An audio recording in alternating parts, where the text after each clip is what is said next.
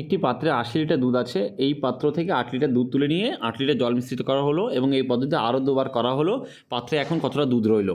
দেখো এটা যদি জেনারেল পদ্ধতিতে করা হয় অনেক বড় হবে, ঠিক আছে, কারণ 80 লিটার দুধ থেকে প্রথমে 8 লিটার দুধ তুলে নেব, তারপর জল মেশাবো 8 লিটার, এইবার যখন তুলতে যাবো তখন দুধ আর জল একসাথে উঠবে, ক্লিয়ার? তাহলে এটা অনেক বড় হবে এবং ক্যালকুলেশনটা একটু লেন্দি হবে।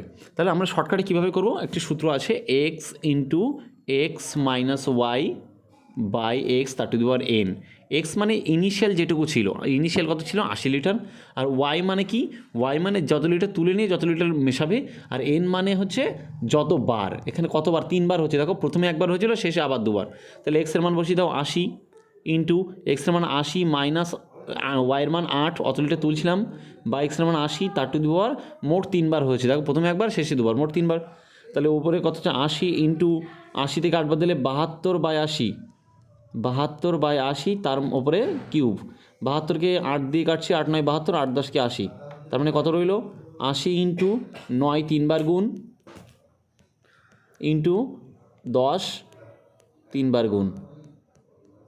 ওকে, তাহলে কত আসছে কাটাকুটি করে? দেখো এই শুনে কেটে দাও, তাহলে 3টে 9 গুণ করলে 729, তার সাথে 8 গুণ করবে হবে 58 32 বাই নিচে কত 100, 10 10 100, তার মানে 58.32।